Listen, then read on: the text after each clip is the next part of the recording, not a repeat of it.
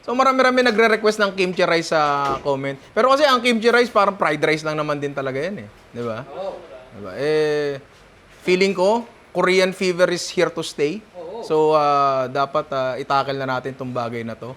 Gagawa tayo ng kimchi rice, isang main na kimchi rice. Tapos mula doon, gagawa tayo ng maraming variation. At hindi lang toppings ang babaguhin natin.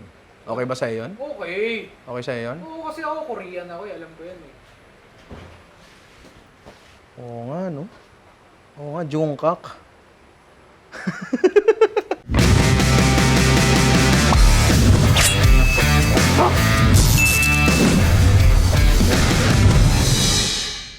So dahil nga kimchi rice ang gagawin natin, ang pinaka main ingredients natin ay dalawa.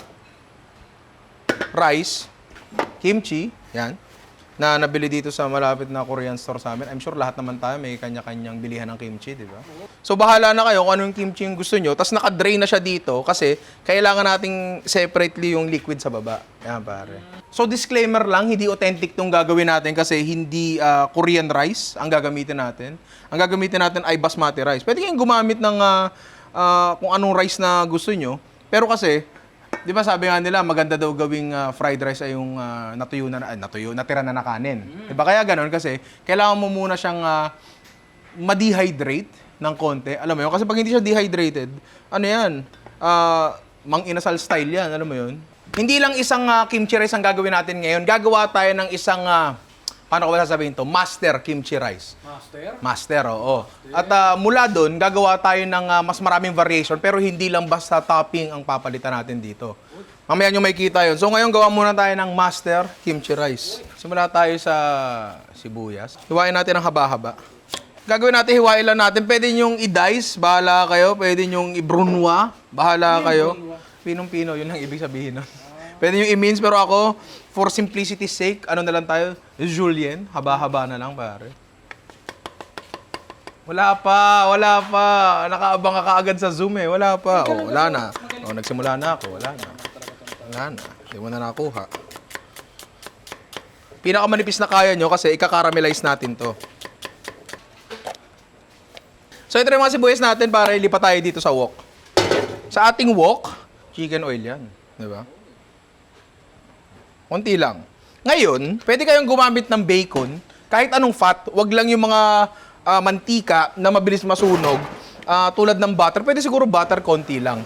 So iba, pwede nagtutunaw ng bacon, tapos yun ang gagamitin nilang fat. Okay lang yun. Kahit anong mantika pwede. Pero ako, dito, chicken oil lang ginamit natin kasi sarap yun eh. Lalagay lang natin hanggang hindi pa mainit. So unti-unti, aangat yung ano niyan, init niyan, tapos durug-durugin nyo siya. Yan. Kasi ang ginagawa natin dito, mabagal natin siyang lulutuin. Mabagal natin siyang lulutuin para unti-unti na mag-evaporate yung liquid niya, mag-concentrate yung flavor, and mag-caramelize yung sugars. Basically, gagawa tayo ng caramelized onions. Kung kayo gagawa kayo ng caramelized onions sa inyo, mabuti na gumamit kayo ng pan na makapalampwet. Oo, kasi dito sa wok, masusunog yan kasi basically magiging parang asukal yan eh. 'Di ba? Kung bakit natin ginagawa 'to, tulad ng maraming bagay, kung bakit natin ginagawa, para lang mas masarap, 'di ba? Mas magiging concentrated yung lasa ng sibuyas, tapos basta mas masarap. Yun na lang yun. Ngayon, kung gusto niyo namang nakakagat ng mga sibuyas sa buo-buo, walang problema, gisa niyo na lang ng normal, 'di ba? Kung nagsimula na siyang magisa ng konti, pwede natin lagyan ng salt of your choice. Lalagay tayo ng patis, any form of salt. Pwedeng asin, pwedeng chicken powder. Gusto mo, toyo ilagay mo dyan eh. Ako, diba? alat na naman. Ang alat na naman yan, pare. Kaya tayo naglagay ng patis, lagi ko sinasabi, any form of salt, kasi it will draw out moisture mula dun sa loob ng slices ng sibuyas natin, palabas. And pag nasa labas siya ng sibuyas, mas mabilis siya mag-evaporate. Pag mas mabilis siya mag-evaporate, mas mabilis siya... mas mabilis siya mag-caramelize. Pag mabilis siya mag-caramelize, mas hindi tayo magtatagal. So, daan-daan lang. So, medyo matagal-tagal ng konti to. So, para hindi tayo mag-aksaya ng oras, prep tayo na ibang ingredients, pare. So, next nga natin na yung kimchi natin, pare. So, usually, ganyan, may kita nyo yung mga buo-buong kimchi. Magandang klase yan, pagka ganyan. Pwede rin naman yung putol-putol, pero nasa inyo na yun. Tapos, hihiwain nyo lang to kung paano nyo trip. Wala namang problema doon. Pero kasi, mamaya, habang niluluto natin yung kimchi rice natin, i-cook down din natin yung kimchi para din mag-concentrate yung lasa niya and para hindi maging masyadong basa yung kimchi rice natin, di ba? Ay, mahirap yung pag basang-basa. Okay, so hiwain na natin tong kimchi rice na medyo maliliit. Kimchi rice, yung kimchi. Yung pa pala yung, iba pala to kimchi rice. Yung mga puno, yung mga dulo, pag tapat-tapatin nyo, kasi hindi natin kailangan yan. So, para isang hiwa na ganun. Efficient, di ba? Parang dugo, pwede-demonetize na naman tayo nito eh. Check natin pare sibuyas natin. Hintayin lang natin maluto ng tuluyan yan, tapos balik tayo mamaya. Yan, medyo caramelize na siya. Hindi siya sunog medyo caramelize na, pero hindi pa sagad yan. Pero para sa akin, okay na yan. Kasi kung gusto nyo talaga ng yung sagad na caramelized onions, yung pang French onion soup, pwede rin naman yun. Pero para sa akin, okay na to. Kita nyo kung gaano karami yung kinonti niya. Alam mo yun? Nangunti talaga siya kasi tinanggal nga natin yung ano niya, yung tubig niya, and nag-concentrate na yung lasa niya. At this point, lalagyan na natin yung kimchi natin, pare. Yung kimchi natin, matubig yan. So, yan ang pipigil sa cooking process nung caramelized onions natin. So, hindi na siya masusunog. Ngayon, ang gagawin natin, i-reduce din natin to. Ano yun?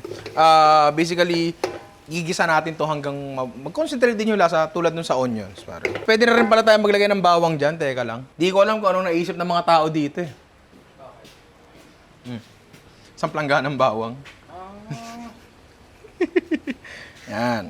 So, dalawang bagay ang nangyayari dito. Kaya natin nilagay yung bawang dito sa mixture na to habang matubig siya. Matubig siya kasi may kimchi, di ba?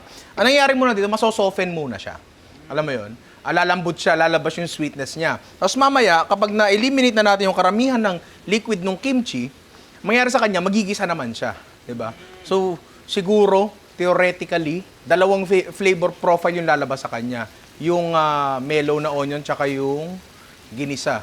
Di ko alam, baka nag-iimbento lang ako. Yan, so gisa lang natin yan hanggang magdilim. So kung makikita nyo, pare, yan, wala nang sabaw yung kimchi natin, puro mantika na lang.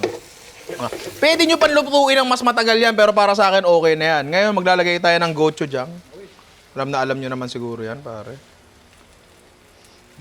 Susubo yan, pare. Yan. Kung gaano karami, kayo na bahala. Isa lang natin ng konti, tapos pwede na tayo maglagay ng rice sa ating kimchi rice, pare. Uy, gago! Tapos malagay ko hindi ko matotos to. Bakit? Mahina ka ba? Oo. O ano, okay na. Okay na, inamin ko na. Oo, mahina ako.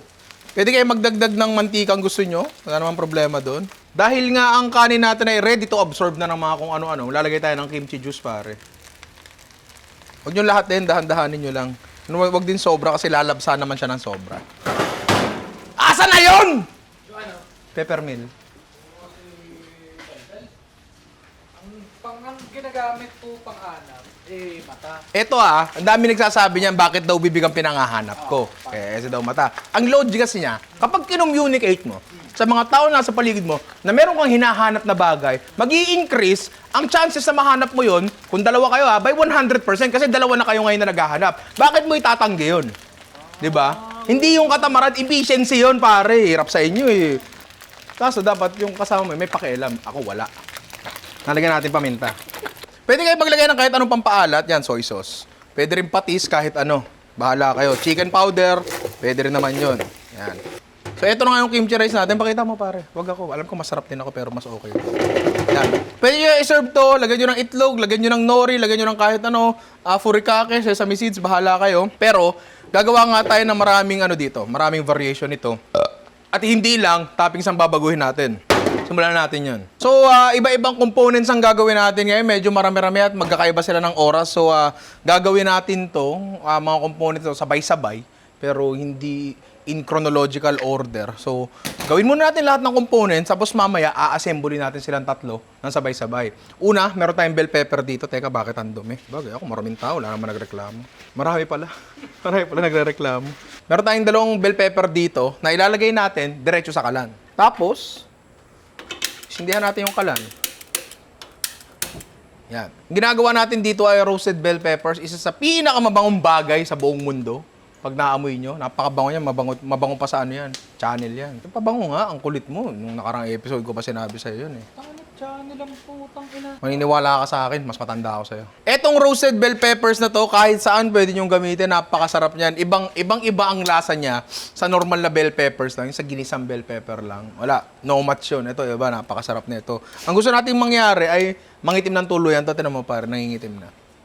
Iyan, gusto natin talagang mangitim. Medyo mabilis-bilis lang ng konti ito. Depende sa kalan nyo. Basta hintayin nyo lang mangitim yan. Tapos mangitim, pag nangitim na ng tuluyan yan, balikan natin.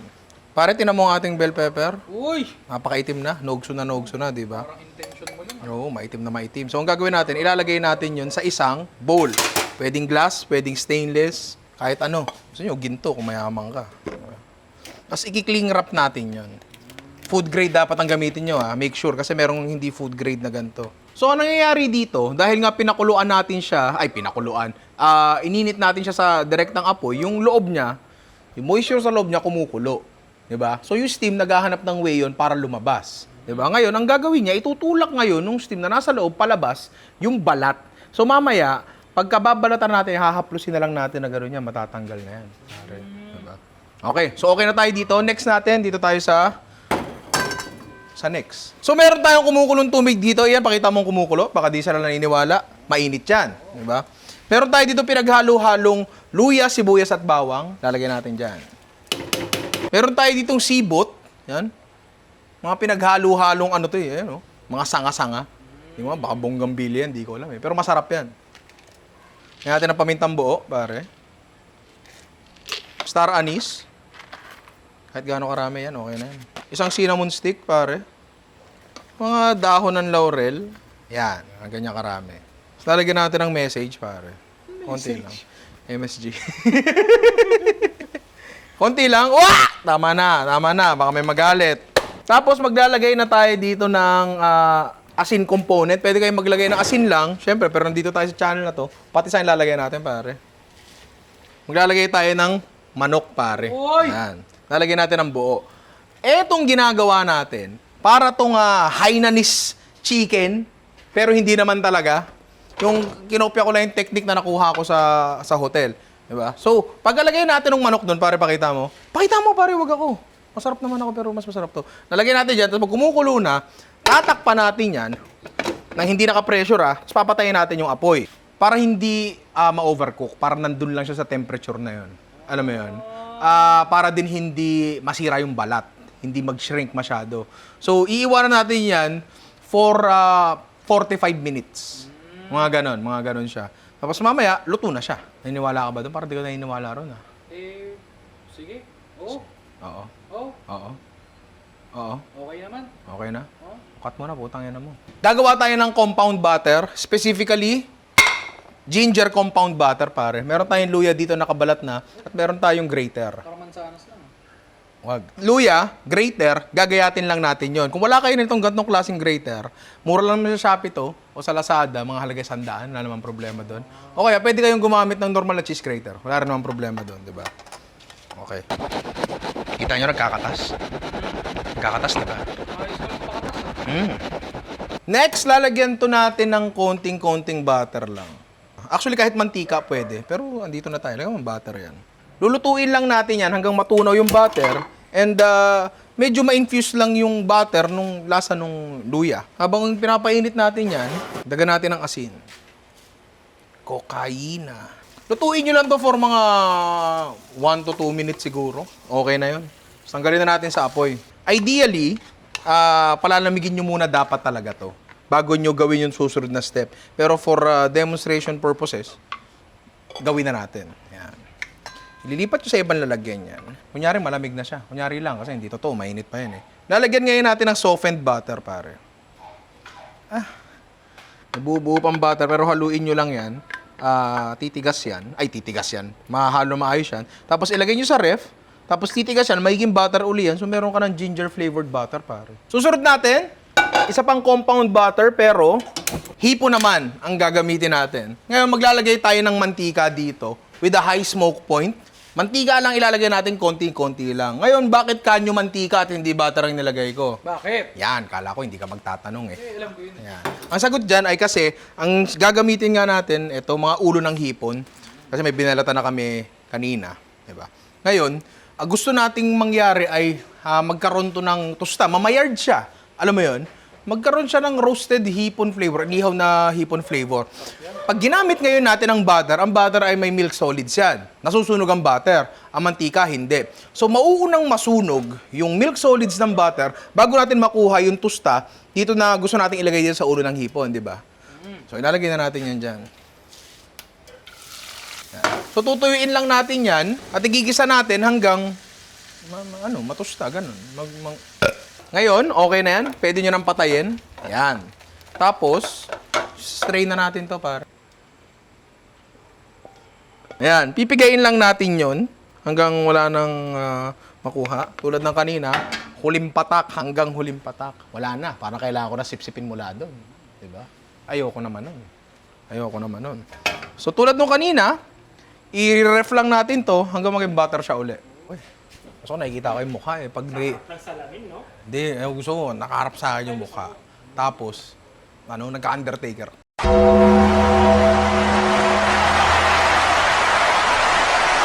Nakikita ko ganun, pare. Ano pag-usapan niyo, boss? Wrestling. Okay, game.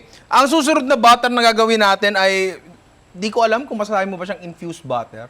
Pero siguro ganun na rin, no? Madali lang to. Honey sriracha butter, pare. Meron tayong butter dyan. Yan. Mahirap to, ah. Yung sriracha, konting honey. Stapa mince kung gusto nyo. Tapos, ano tayo bang gagawin doon? Kundi hahaluin lang. Tapos na tayo lahat sa compound butter natin. Yung karne natin, halos patapos na rin kasi yung manok natin, malapit-lapit na. Doon tayo sa... Anong gagawin natin? Baboy. Baboy? Tangina mo, sino baboy? Baboy lulutuin. Baboy lulutuin. Sige, cut mo na nga yun. Bubuisit ako sa'yo. So ngayon pare, palagay ko okay na yung manok natin. Tinama to pare. Wow, ang sarap. Hindi, wala pa. Okay, so ang manok natin, palagay ko luto na. Kung may thermometer kayo, i-google nyo na lang kung ano ang tawag doon. Internal temperature ng lutong manok. Wala tayong thermometer dito. Manalangin na lang tayo, pare. Didiretso natin yun dito. Sa tubig na may yelo, sa ice bath. Yan. Ang dahilan kung bakit natin gagawin yan, unang-una para matigil yung cooking process. Kasi kung hindi, patuloy lang maluluto. Yan, parang itlog. Di ba? Tapos, para mag-tighten yung skin, humigpit siya ng konti, and mahiwa natin na maayos yung laman. So, tambay lang natin to dito hanggang lumamig ng konti. Hindi, hanggang lumamig pala talaga. So, eto na nga ang ating pinalamig na manok. So, feeling ko malamig na siya hanggang sa loob. Pwede na natin itong hiwain. Sana mahiwa natin na maayos. So, ngayon, ihiwain natin to, i-fillet natin siya. Ang luto na. Mainit pa yung loob, kaya baka medyo madurog siya ng konti. Hanapin niyo yung joint. Hindi pala joint yun. Pwede niyo tanggalin yung wings para lang mas maganda siyang tingnan. Tapos, basically yan na siya. Pag tinikman mo siya, very, very, very light yung lasa niya. Pero hindi siya matabang. Lasa mo yung pagkamanok niya, nag-penetrate yung mga nilagay natin. Pero, hindi siya, nag-enjoy ako masyado hindi siya matabang. Tama-tama na yung lasa niya. So, dahil nahiwa na nga natin to, siguro ito na yung una natin ipi-plating, pare. Diba? Para uy, ano ba yung boss yung ulam ko? Cut! Plating na nga tayo kung ano pinag-uusapan nyo. Uy. Buka lang natin ng konti. Mas okay talaga pag nakabuka ng konti. Siyempre.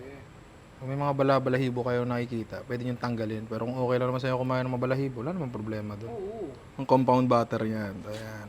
So, unti-unti, matutunaw yan mamaya dun sa rice natin. Yan. Meron tayong leeks dito. K-cup manis. Bali, sweet soy sauce. Gawa tayo ng sweet soy sauce. Soy sauce. Yan. Yung wala sa gitna niyan. Just to bring the dish together. Ng puta, linyahang Gordon Ramsay, no? Chechame seeds.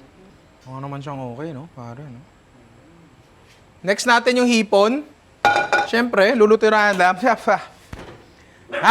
Ulit. Siyempre, lulutuin natin yung hipon bago mismo natin iserve. Chicken oil. Okay na. Hindi ka natatapat sa mukha mo. Hindi naman kita mapipilit kung ayaw mo eh. Gisa lang natin, kailangan talaga malakas yung apoy para mag-develop ng tusta na hindi na overcook yung hipon. Lagyan natin ng paminta, pero wala muna tayo ilalagay na asin. Yan, yung tinutukoy ko, oh. Diba? Yan. Kaya natin dinili yung paglalagay ng any form of salt kasi once lagyan natin yan, medyo magtutubig agad yan. Diba? Okay na yan. Ganun kabilis, pare. Quickie lang. Quickie lang, plating na tayo. I-shoot mo, i-shoot mo, i-shoot mo na ang ball. I-shoot mo na ang ball, ang sarap mag-basketball.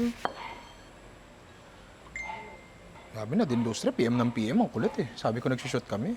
So, ito yung ano natin, compound butter natin, na tunaw pa rin. Kasi hindi na i-rep. Ito yung sinasabi ko, oh. Boom, hubad. Diba? Uy! Diba? Ang lupit. Anong kadali, diba? Effortless. Effortless. Huwag mo na hiwain, ganyan na lang. Gago. Lupit ang tunog nun eh. Timplahan lang natin ito ng konti. Paminta. Konting-konting patis. Tsaka konting honey or asukal. Pero honey na yun nandito sa amin eh. So parang ang dating niya, parang sweet pepper relish ba? Tikman natin uli. Wirelessly.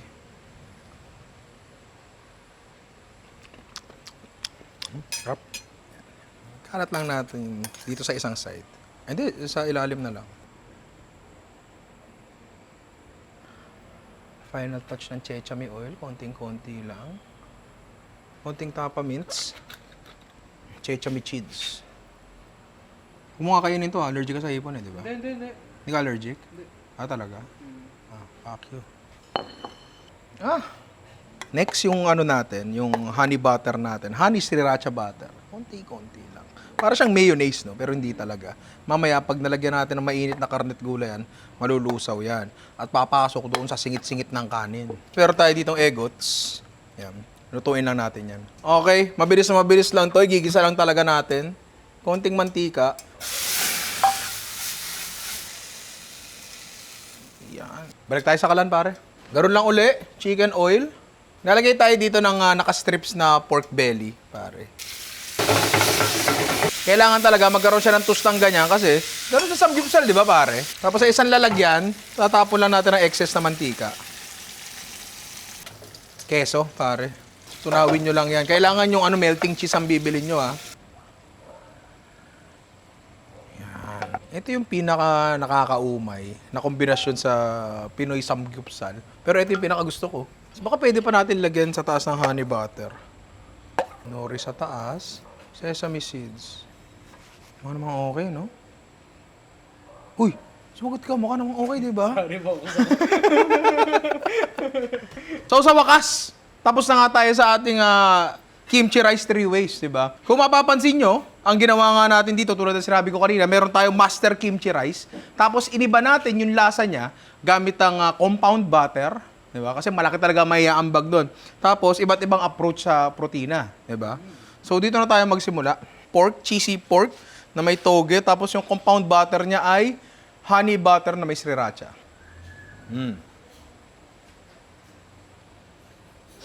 Amoy muna, pare. Huli ka, no? Yung kimchi rice namin, medyo matamis. Kahit hindi namin nilagyan ng asukal, kasi nag-caramelize onions tayo eh. Tapos, meron siyang maalat na pork na merong keso, di ba? Very rich. Tapos, yung toge niya, parang ano lang siya eh, medyo, parang a bite of freshness ba? Konting panggulat lang. Toge, alam mo yun? Parang ganun. Next natin, ito, ang ating, hindi ko siyang matatawag na Hainanese eh, kasi hindi naman talaga eh. Yung method lang, di ba? Oh. Amoy mo yung ginger agad, pare. Hindi nyo pa natatry yung ganung method ng pagluluto sa chicken breast. I-try nyo kasi napakadali. Tapos napakaganda ng resulta. Tapos madalang kang sasablay. Ngayon, ang medyo talagang ini-aim ko dito is medyo Hainanese feels. Di ba?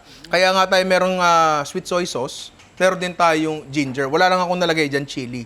Well, hindi ko nakuha yung Hainanese feels kasi yung Hainanese chicken, yung white chicken, sobrang light. Ang strong nung ang strong ng lasa ng kanin natin, tapos yung protina natin very light lang. Diba? May yin and yang, pare. Diba? Na nangyayari. Ay, ang sarap. Ay, kaya okay naman. Last natin, itong hipon. Okay. Uy. Every element, pare, in one bite. Una mong maamoy talaga yung bell pepper. Ang lakas talaga ng amoy ng roasted bell pepper. Dito sa dish na to, yung pork na may cheese, ang sweet element nito is yung sriracha honey butter. Dito, yung sweet ketchup natin. Dito, yung sweet relish natin, sweet pepper relish natin, ang sweet element, pero nabibitin ako. Nabibitin ako sa tamis. Sana tinamisan ko pa ng konti. Kasi nasa ilalim natin, savory rich. Nasa taas natin, savory rich. Ito, savory din. Pag naglagay ka dyan ng isang layer ng matamis, mababalaan si lahat yan di ba?